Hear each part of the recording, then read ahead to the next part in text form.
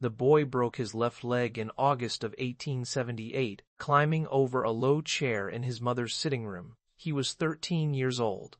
The bone snapped cleanly, and they set it, and it healed, but not in the way bones are supposed to heal. A year later, almost to the day, he broke his right leg, slipping into a shallow ditch while walking with his mother near the family estate. Again the bone broke. Again it was set. Again it healed incompletely. The leg stopped growing. The rest of his body continued. By the time Henri de Toulouse-Lautrec reached adulthood, he stood 4 feet 8 inches tall, with a torso of normal proportion and legs that had remained, in some essential way, fixed in childhood. There are photographs of him as a young man. In them, his face is handsome in a peculiar way. Dark eyes, a full mouth, a prominent nose, a short beard that gives him a bohemian air. He wears a bowler hat. He carries a walking stick. The camera cannot quite convey the disproportion, but you can sense it in the way he positions himself, always seated when possible, always angled to obscure what cannot be hidden in person. He was born into one of the oldest noble families in France, a lineage that stretched back to Charlemagne, a family whose name carried weight in every corner of the country. His father was an eccentric count, who hunted with falcons and dressed in medieval costume for amusement. His mother was devout, protective, and would remain so for the entirety of his short life. The marriage was between first cousins, as were many marriages in that rarefied world where bloodlines were guarded like fortunes. Some have speculated that this contributed to the bone disease, though no one can say with certainty. What is certain is that the accidents changed the course of a life that had been mapped out with aristocratic precision. Before the breaks, Henri had been a promising student, athletic enough, engaged with the world in the way children of privilege are allowed to be, with curiosity, but without need. After the breaks, he was confined for long periods to bed, to baths, to the care of doctors who could do little more than observe. He drew. He had always drawn, the way children do. But now drawing became something more than pastime. It became a form of attention, a way of inhabiting time that would otherwise be unbearable. His mother encouraged it. She hired tutors. She took him to museums.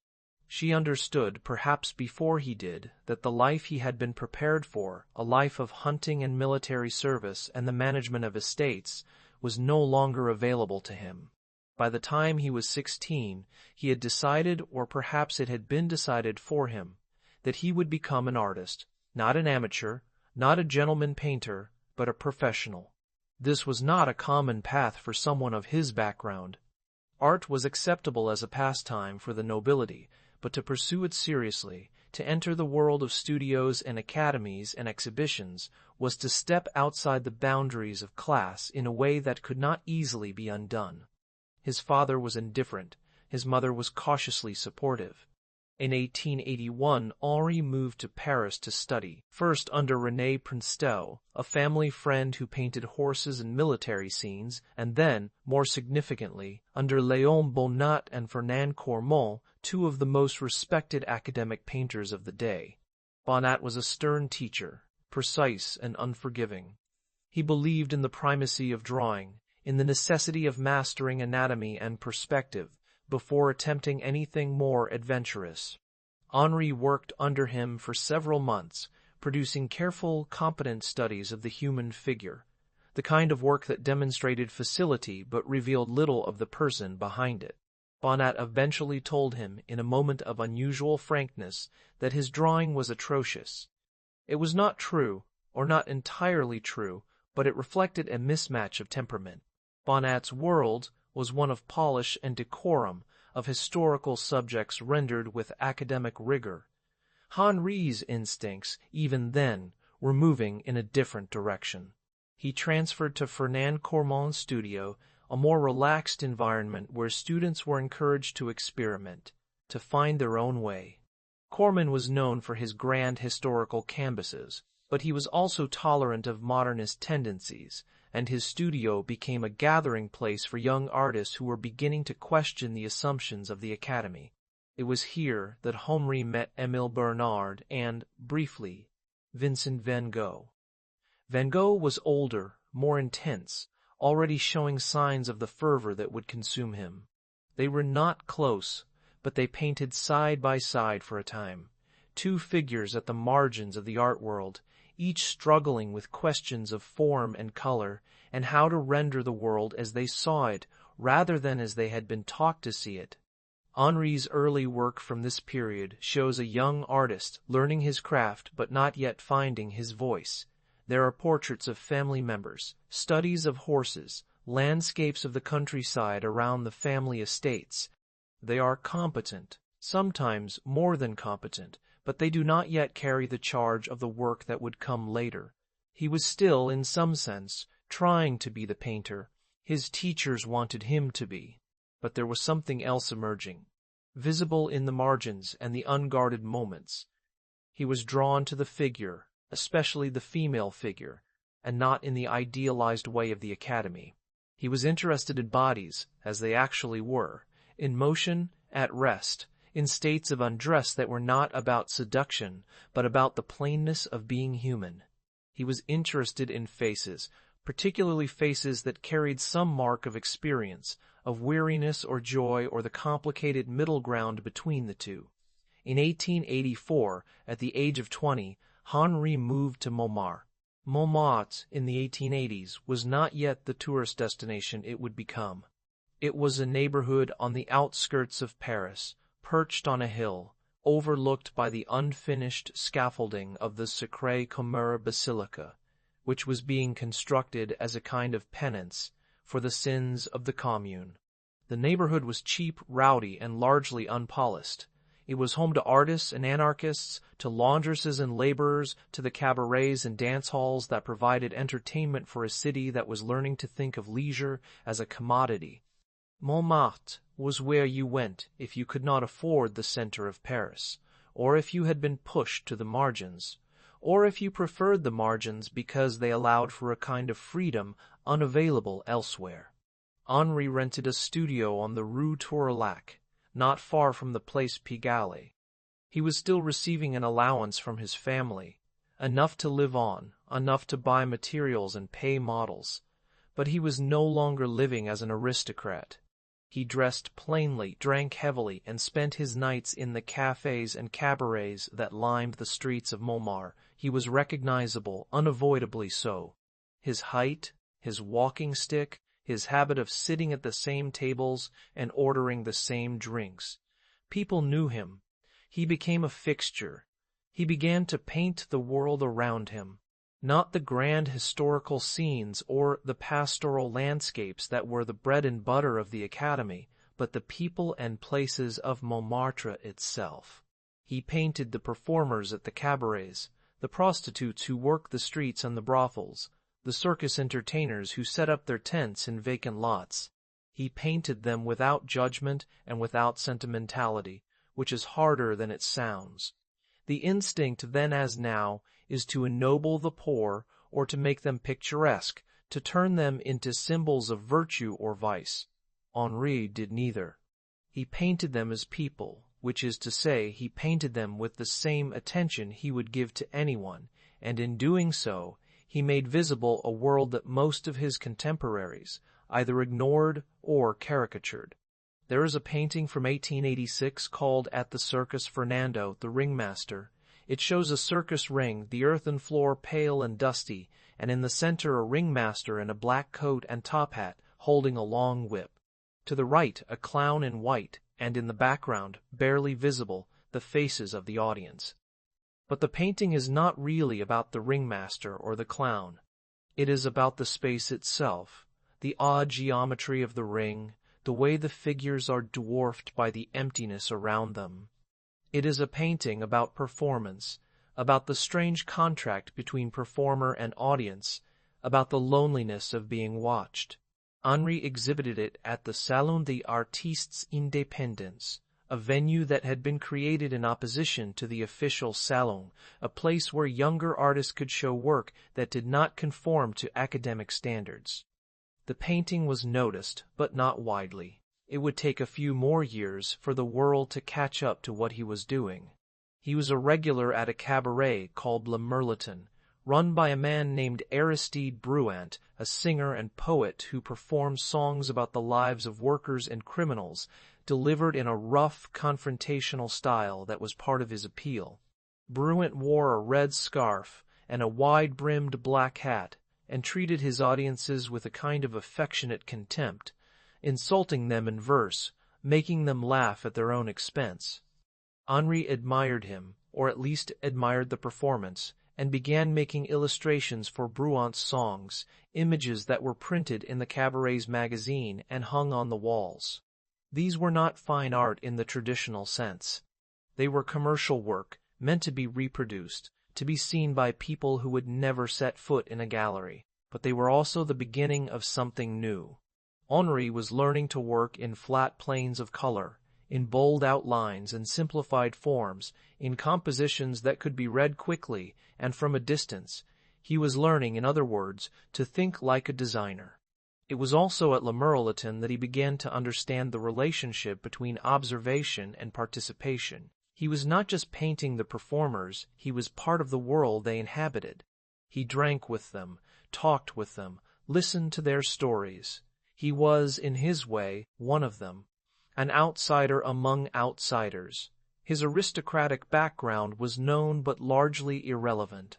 What mattered was that he was there night after night, not as a spectator, but as someone who had chosen this world over the one he had been born into. This is the central tension of his life and his work, and it is not a tension that resolves. Henri de Toulouse-Lautrec was an aristocrat who lived among sex workers and performers, a man of privilege who chose the company of the marginalized, and the question that hangs over his work is whether that choice was genuine or whether it was itself a kind of performance, a way of giving his life a shape and a meaning it would not otherwise have had. There is no simple answer. The paintings suggest one thing, the biography another.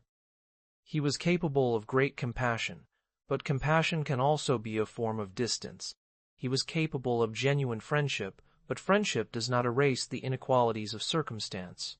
He lived in the brothels of Paris, painted the women who worked there, drank with them, slept among them, and made some of the most tender and unflinching depictions of sex work in Western art.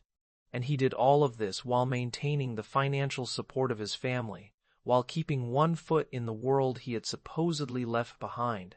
The contradiction is not a failure, it is the source of the work's power. In 1889, the Moulin Rouge opened its doors. It was not the first cabaret in Montmartre, but it was the most ambitious. Located on the Boulevard de Clichy, it was designed to be spectacular in a way that earlier venues had not been. The facade was painted red and topped with a large wooden windmill, lit from within by electric lights, still a novelty at the time. Inside, the main hall was enormous, with a dance floor surrounded by tables and balconies, decorated with mirrors and paintings and stuffed animals in strange positions. There was a garden in the back, with trees and fountains, and smaller stages for acrobats and singers. The Moulin Rouge was conceived as a total environment, a place where the boundary between performance and audience was deliberately blurred, where anyone could feel, for the price of admission, that they were part of something extraordinary. The centerpiece of the entertainment was the quadrille, a dance that had evolved from an older, more restrained form into something wild and athletic. The women who danced it, La Goulou, Jane Avril, Nini Padis and Lair, Grille Dégout, were celebrities in their own right, known not just for their dancing, but for their personalities, their costumes, their ability to command attention. The quadrille involved high kicks, splits, cartwheels, movements that were physically demanding and frankly sexual. It was scandalous, which was part of the appeal. The women wore layers of petticoats and lace undergarments, and the dance involved lifting their skirts, revealing their legs, sometimes their underclothes. in a way that was both playful and transgressive. The audience loved it. The dancers became famous, and Henri, who had been going to the Moulin Rouge since it opened, began to paint them. He was given a table near the dance floor, a regular spot where he could sit with his sketchbook and his glass of absinthe and watch. He drew quickly, capturing the movement of the dancers, the angle of a leg, the tilt of a head.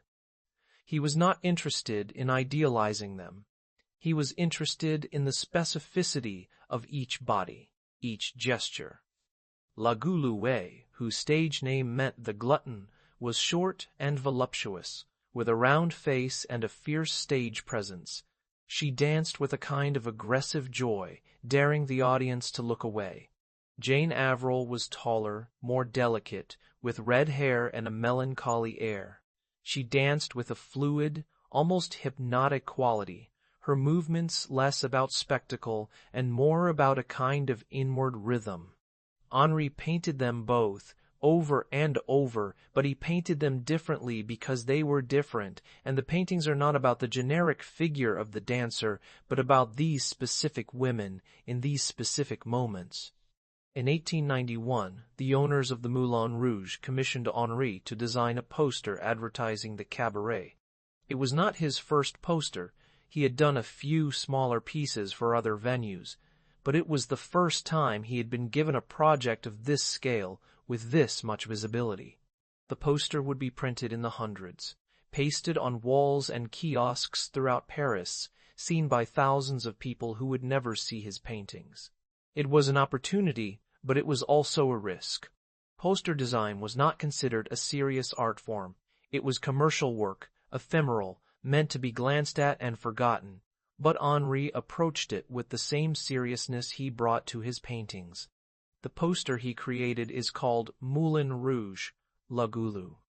It is a lithograph printed in 4 colors: black, red, yellow, and blue.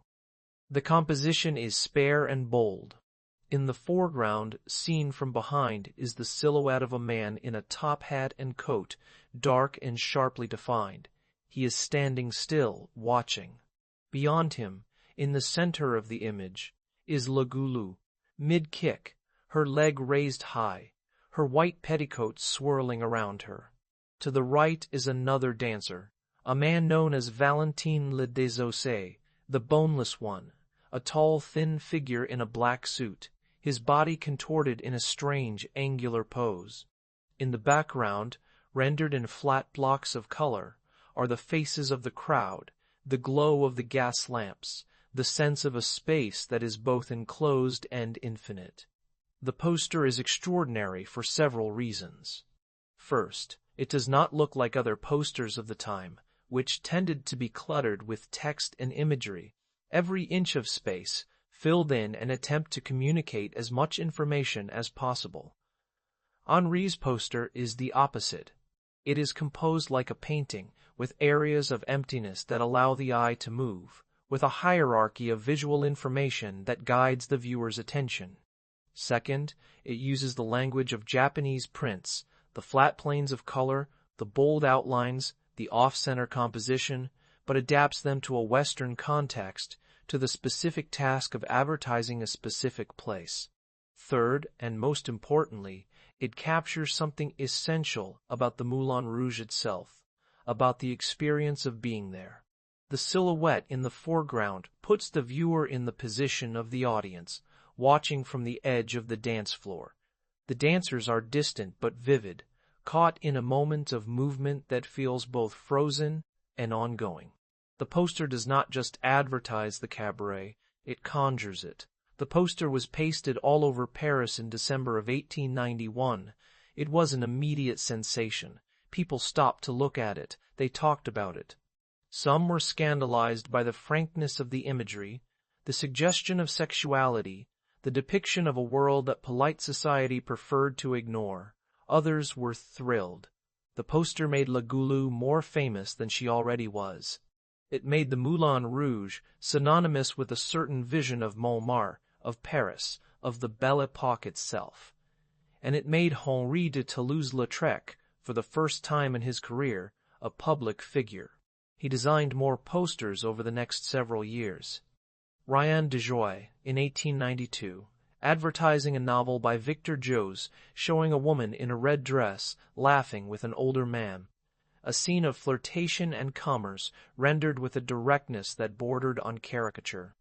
Devant Duponis, in 1893, showing Jane Avril seated in the audience of a cabaret, her profile sharp and elegant, while behind her, on stage, the singer Yvette Gilbert is reduced to a pair of long black gloves, her body cropped out of the frame, a brilliant visual shorthand. Aristide Bruant-Den's Son Cabaret in 1893, showing Bruant in his red scarf and black hat, his face in profile, a figure of swaggering confidence. Each poster is different, tailored to its subject, but they share a common approach: simplification, boldness, a willingness to trust the viewer's ability to fill in what is not shown. The posters were printed by a man named Henri Stern, who ran a small lithography workshop in Montmartre. Lithography is a printing process that involves drawing on a flat stone with a greasy crayon, then treating the stone with chemicals so that ink adheres only to the drawn areas. It allows for multiple colors, each printed from a separate stone, and it allows for large print runs. Henri worked closely with Stern, understanding that the design of a poster was not separate from the process of printing it, that the two had to work together. He experimented with different techniques, different ways of layering color, different ways of creating texture and depth within the constraints of the medium. He was, in effect, inventing a new visual language, one that could exist both as fine art and as mass media. The success of the posters did not immediately translate into financial security. Henri was still dependent on his family's support, still living in modest circumstances, but it did give him a kind of currency in the world of Montmartre. He was no longer just another artist in a neighborhood full of artists. He was the man who had made the Moulin Rouge famous, who had turned dancers and singers into icons. People sought him out. He received commissions. He was invited to parties, to openings, to the backstage areas of theaters and cabarets, places where most people were not allowed. He was, in a way, more at home in that world than he had ever been in the world of his birth. He continued to paint. The posters were lucrative and visible, but the paintings were where he felt he could go deeper, where he could spend more time with a subject, where he could work out ideas that did not have to be legible at a glance. He painted portraits of his friends, of the performers he knew, of the owners and staff of the cabarets. He painted scenes of daily life in Montmartre, women washing clothes, men drinking in cafes, children playing in the streets. He painted over and over the women of the brothels. The brothel paintings are among his most important works, and they are also the most difficult to talk about because they sit at the intersection of art and commerce, of observation and exploitation, of compassion and voyeurism. Henri lived, for extended periods in the early 1890s, in the brothels of the Rue de Moulins and the Rue de Moulins, and the Rue d'Amboise. Not as a client, though he may have been that as well, but as a resident. He rented rooms, set up a studio, became part of the daily life of the place. The women knew him. They let him paint them, not in the poses they assumed for clients, but in the unguarded moments of their day, getting dressed, combing their hair, lying in bed, reading, or sleeping, or simply waiting. There is a painting from 1894 called In Bed, the Kiss. It shows two women in bed together, one leaning over the other, their faces close, the moment before or just after a kiss. The sheets are white, rumpled, the light soft and even. The painting is tender in a way that is almost startling. There is no suggestion of performance, no sense that the women are aware of being watched. It is an intimate moment, rendered with great care. It is also undeniably a painting of sex workers, made by a man who had access to their lives in a way that most people did not. The painting does not resolve the ethical questions it raises. It holds them in suspension, Henri was not the first artist to paint prostitutes. Degas had done it, Manet had done it, though usually in ways that maintained a certain distance, that kept the women as objects of the gaze rather than as subjects with their own interiority. Henri's paintings are different. They are still, inevitably, the work of a man looking at women, but they are also the work of someone who spent enough time in these spaces to see beyond the surface, to notice the boredom and the camaraderie and the small rituals that structure a life. He painted the medical inspections that the women were required to undergo, humiliating procedures rendered without editorial comment. He painted the madams, the older women who ran the brothels, their faces hard and weary. He painted the clients, though less often, and when he did, he painted them as awkward, anxious, sometimes ridiculous. The paintings do not glamorize the life, but they also do not condemn it. They simply show it. The question that persists is whether this was enough, whether the act of bearing witness of making something beautiful out of a life that was often brutal was a form of respect or a form of appropriation. Henri was not a sex worker. He was a man of privilege who could leave whenever he chose, who could return to his family's estate if he needed money, who had options that the women he painted did not have. And yet the paintings suggest a kind of empathy, a willingness to see the women as fully human that was rare for the time and remains rare. They are not simple paintings, and they do not offer simple answers. Jane Avril was different. She was not a prostitute, though she had worked in dance halls and cabarets since she was a teenager, and the line between performer and sex worker was not always clear in that world. She was born in 1868 to an Italian mother and an absent father, grew up poor, spent time in a psychiatric hospital as a young woman, and eventually found her way to Montmartre, where she became one of the most celebrated dancers of the era. She was known for her elegance, for the fluidity of her movements, for a stage presence that was both captivating and elusive. She did not dance like Le Goulou, who was all energy and spectacle. Jane Avril danced as though she were somewhere else, as though the dance was happening to her rather than being performed by her. Henri painted her many times. More than any other figure, Jane Avril became his muse, though the word does not quite capture the relationship. She was not passive. She was a collaborator, a friend, someone who understood what he was trying to do and supported it. There is a painting from 1892 called Jane Avril Leaving the Moulin Rouge. It shows her in profile walking toward the viewer wearing a long coat and a large feathered hat. Behind her, in the background, is the interior of the cabaret, the crowd, the dancers, the lights. But the painting is not about the cabaret. It is about the act of leaving, the moment of transition from one world to another.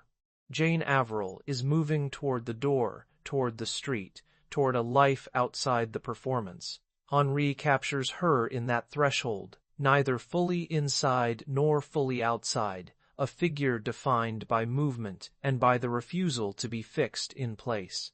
He designed a poster for her in 1893, one of his most famous. It shows her on stage dancing, one leg raised, her body caught mid-motion.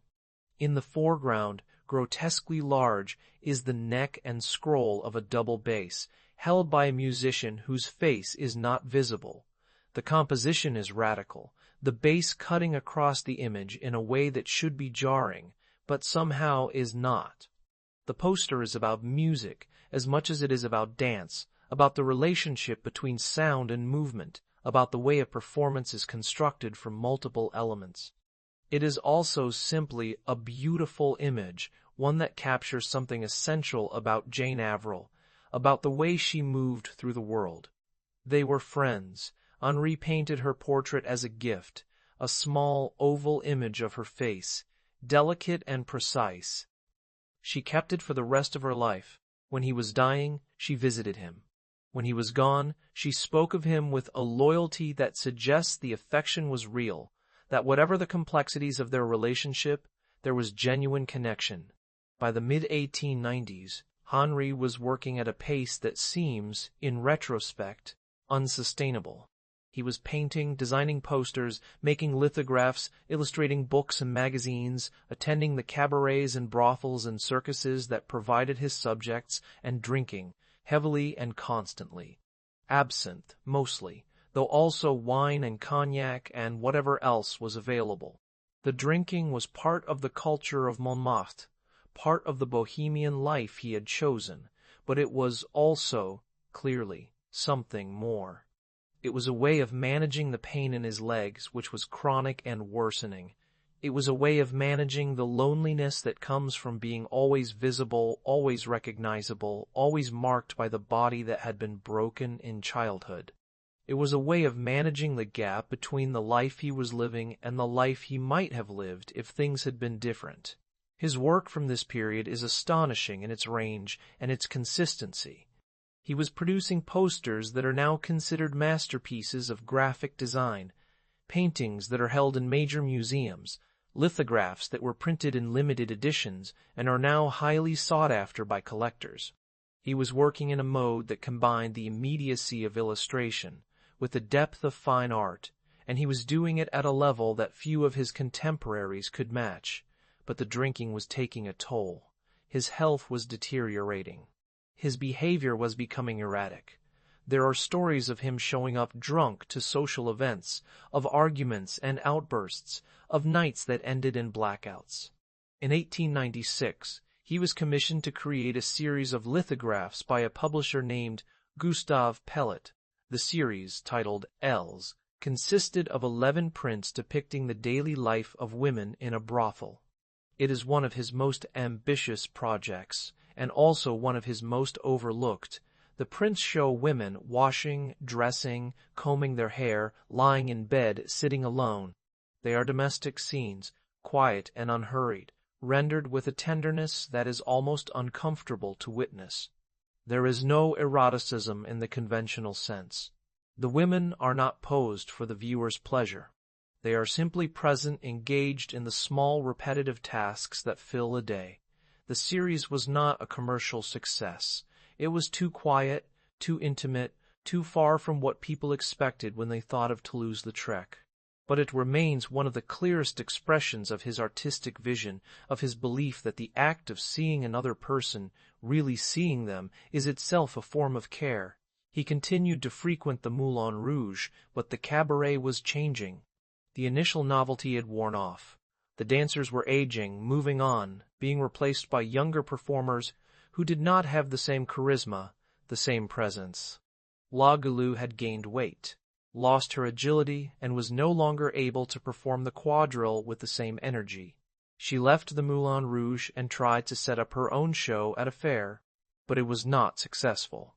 She asked Henri to paint 2 large panels for the entrance to her booth, and he did, creating images that showed her in her prime, surrounded by the figures who had been part of that world: Valentin Le Desaussais, Jane Avril, Oscar Wilde, even Henri himself, a small figure in the crowd. The panels were a kind of memorial, a way of preserving a moment that had already passed. La Goulou kept them for a while, but eventually she sold them, and they were cut apart and lost for years before being rediscovered and restored. Henri was drinking more. His family was worried. His mother in particular was distressed by the reports she received of his behavior, of his health, of the life he was living. She tried to intervene, tried to convince him to return to the family estates, to rest, to stop.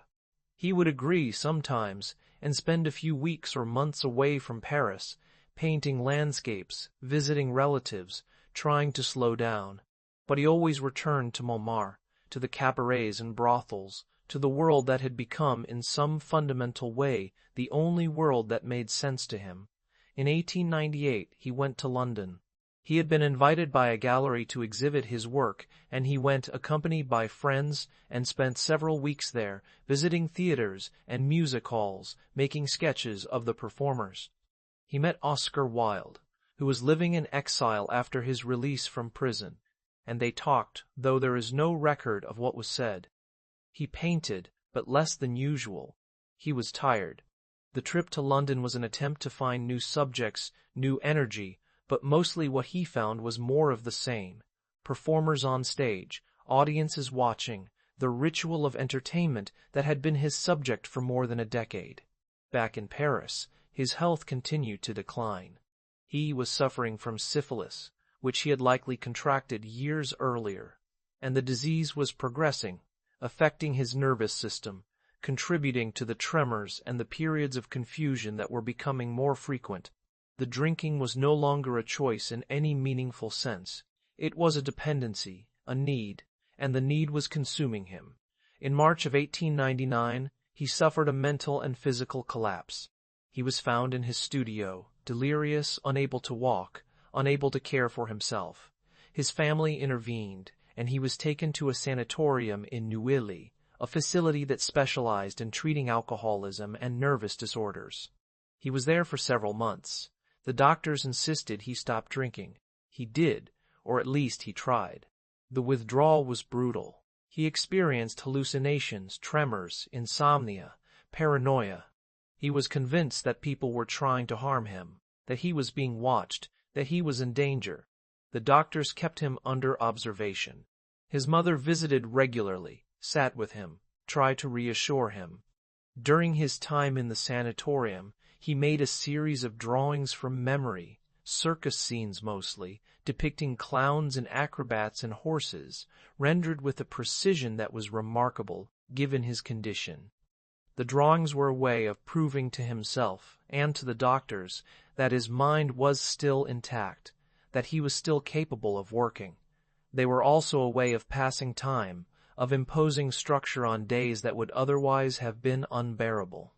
The drawings are lively, full of movement, and they show no sign of the despair that must have accompanied their creation. They are, in that sense, a performance, a way of keeping up appearances, even when there was no audience. He was released from the sanatorium in May of 1899. He returned to Paris to his studio and tried to resume working. But it was not the same. He was weaker, more fragile, and the world he had inhabited for so long was changing in ways that left him feeling obsolete. The Moulin Rouge was still open, but it was no longer the center of Montmartre's nightlife. New cabarets were opening, catering to a different clientele, offering different kinds of entertainment. The performers he had known were moving on, retiring, dying. The sense of community that had sustained him was dissolving. He continued to drink, though he tried to hide it. His family hired a man named Paul Viot to accompany him, ostensibly as a friend, but really as a keeper, someone to monitor his behavior, to make sure he did not drink himself to death. Viot was loyal, but the situation was impossible.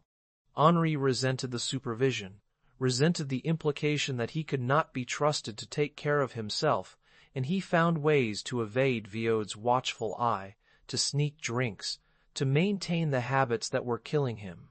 He painted less frequently, but when he did, the work was as precise and as attentive as ever.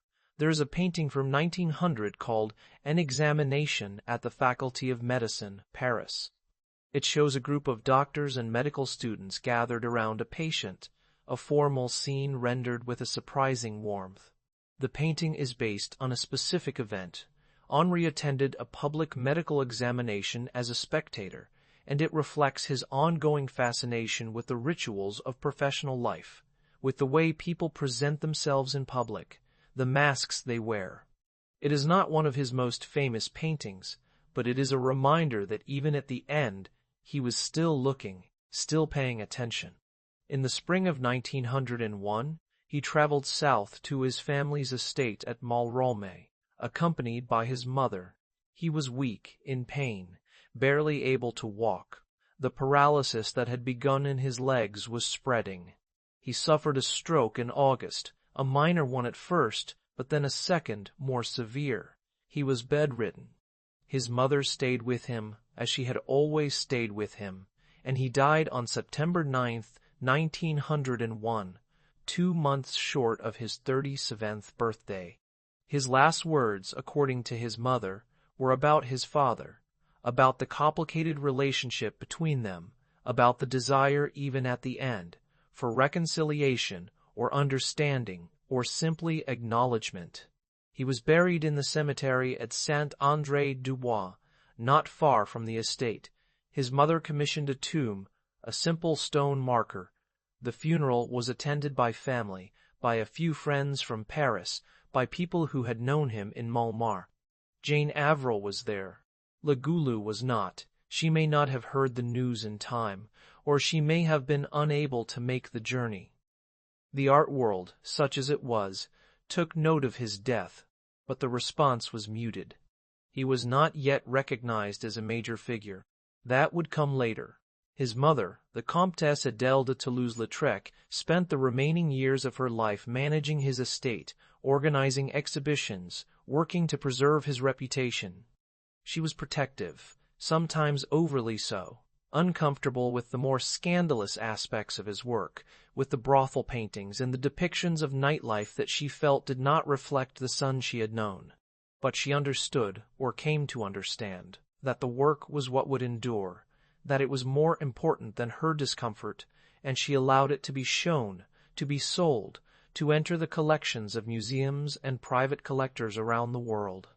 The posters, in particular, took on a life of their own. They were reproduced in books and magazines, turned into postcards and prints, bought by people who had no knowledge of the man who made them. The image of Le Goulou, mid-kick, became synonymous with the Belle Époque, with a vision of Paris as a city of pleasure and spectacle, a vision that was both true and deeply incomplete. The posters were everywhere, and in being everywhere, they became divorced from their context, from the specific moment and the specific people they depicted. They became icons, and icons are always, in some sense, distortions. The paintings were slower to gain recognition. They were too particular, too attached to a world that had already disappeared by the time Henri died. The Moulin Rouge was still standing, but the dancers were gone. The atmosphere was different. Montmartre was being gentrified, the cheap rents and the bohemian culture giving way to tourism and respectability.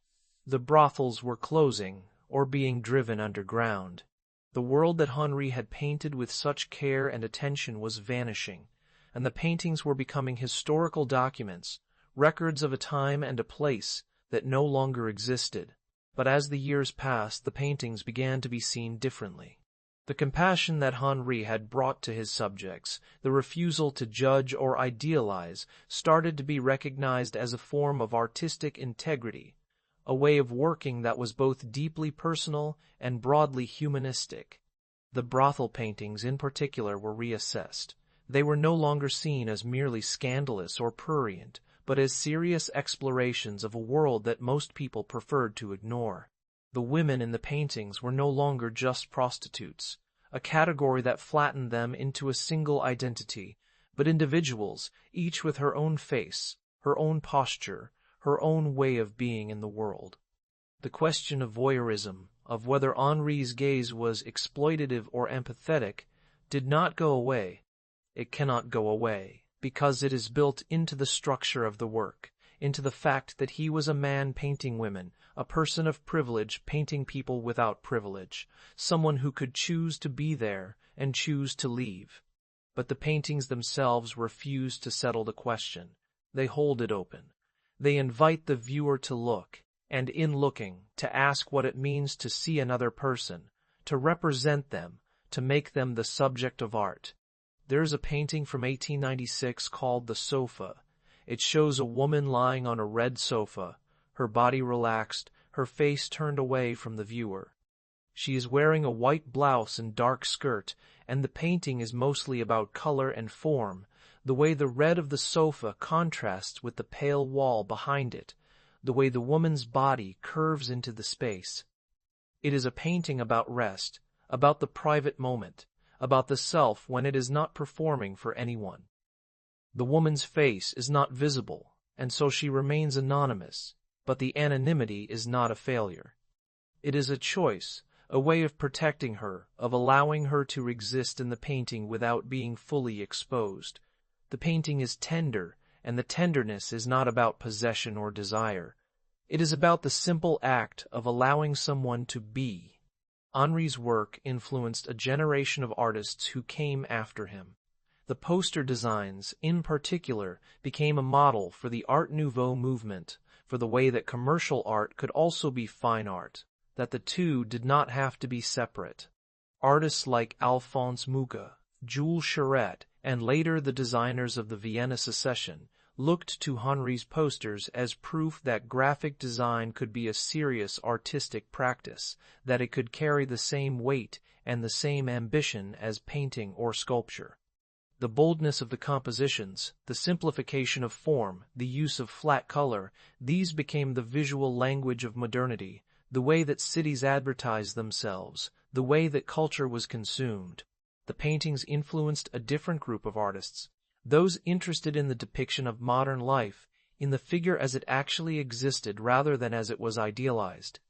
Édouard Viognier and Pierre Bonnard, both members of the Nappies group, admired Henri's ability to capture intimate moments, to make the domestic and the everyday the subject of serious art. Picasso, in his early years, was influenced by Henri's line work, by the way he could suggest volume and movement with a few strokes, by the way he could make a portrait feel alive without overworking it. The influence is visible in Picasso's Blue Period, in the paintings of performers and beggars, in the sense that art could be about the people at the margins, that their lives were as worthy of attention as anyone's. In the decades after his death, Henri's reputation grew steadily. Exhibitions were organized, monographs written, the work studied and catalogued. The paintings entered major collections, the Musée d'Orsay in Paris, the Art Institute of Chicago, the National Gallery in London. The posters were recognized as masterpieces of graphic design, reproduced in textbooks and histories of art. The image of Toulouse-Lautrec himself became a kind of myth, the disabled aristocrat who chose the life of a bohemian, who drank himself to death, but left behind a body of work that captured a moment in time with unparalleled clarity and compassion. The myth is not entirely wrong, but it is incomplete. It flattens the contradictions, smooths over the difficulties, turns a complicated life into a simple narrative. Henri was not a saint. He was not always kind. He could be cruel, dismissive, selfish. He was an alcoholic, and alcoholism is a disease that affects not just the person who suffers from it, but everyone around them. His mother spent years worrying about him, trying to save him, watching him destroy himself. His friends saw him decline, saw him become less and less the person they had known. The work is extraordinary, but it was made at a cost, and the cost was borne by Henri and by the people who cared about him. The paintings endure because they are not about the myth. They are about the people he painted, about the specific moments he chose to record, about the act of looking with attention and without judgment. They are about the dancers, the sex workers, the performers, the people whose lives were precarious and whose stories were rarely told. They are about the bodies in motion, the faces in repose, the small gestures that reveal more than grand declarations. They are about the world as it was, not as it was imagined or idealized, but as it actually existed, in all its complexity and its messiness and its surprising beauty. In the Musée d'Orsay, there is a room dedicated to Henri's work. The walls are covered with paintings and posters, images of the Moulin Rouge and the brothels and the streets of Montmartre. The room is usually crowded, filled with tourists and students and people who have come to see the famous posters, to take photos, to check the work off a list. But if you stand there long enough, if you let the crowd move around you, something begins to happen. The images start to separate from the myth. Le Goulouet is no longer just an icon of the Belle Époque. She is a woman in mid-motion, caught in a moment of physical exertion and joy. Jane Avril is no longer just a muse. She is a dancer with her own life, her own choices, her own relationship to the stage and to the world beyond it. The women in the brothel paintings are no longer just sex workers. They are people, individuals, each with her own presence. This is what Henri was able to do, and it is not a small thing. He was able to see people as they were, to paint them without reducing them to a type or a symbol, to allow them their complexity and their humanity.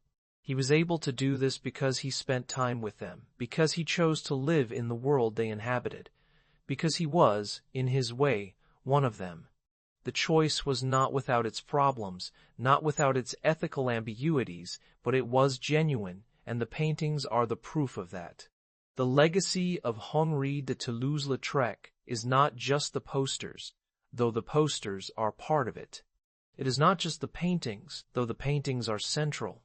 It is the idea that art can be about the people who are usually left out, that it can pay attention to the lives that are usually ignored, that it can do this without condescension and without exploitation. It is the idea that the act of seeing, really seeing, is a form of respect, a way of acknowledging that other people exist, that their lives matter, that they are worthy of being remembered.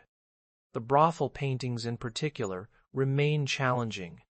They are not easy to look at, not because they are explicit.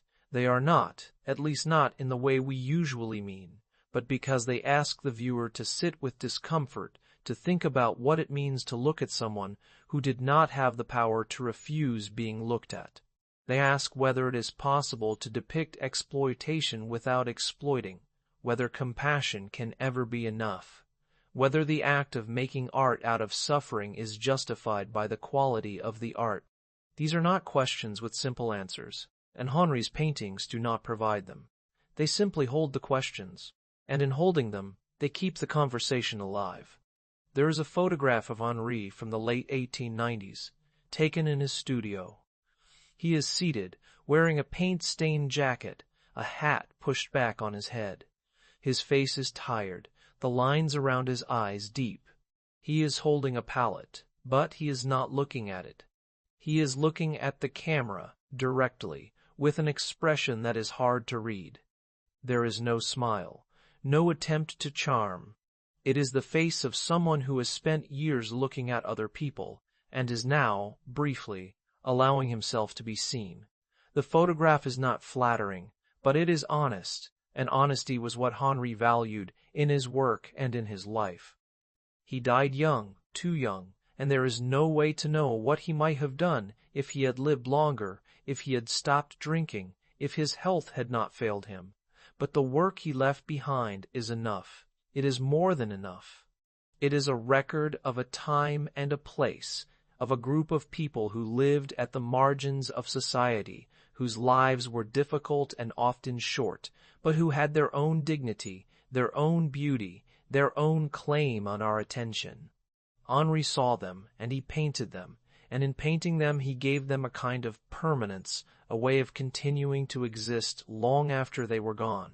The posters are still reproduced, still sold in museum shops and online, still used to evoke a certain vision of Paris. The paintings are still studied, still written about, still exhibited in museums around the world. The work has outlived the man, outlived the world it depicted, outlived the myths that have grown up around it. It endures because it is true, not in the sense of being factually accurate, but in the deeper sense of being faithful to the complexity of human life, to the way people actually are when they are not performing, when they are simply being. In the cemetery at Saint-André-du-Bois, the grave is simple, marked by a stone with his name and the dates of his birth and death. It is not visited often. The estate at Malrome, where he died, is now a vineyard, open to tourists, though few come. The real memorial is not in the south of France. It is in the museums and galleries where the work is shown, in the books and catalogues that reproduce the images, in the posters that still hang on walls, in the paintings that still command attention, that still ask us to look, to see, to pay attention to the people who are usually overlooked.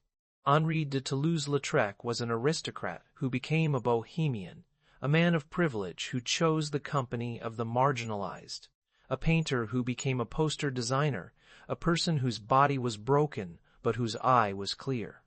He lived a short life, a difficult life, and he made art that has lasted more than a century. The art is not perfect.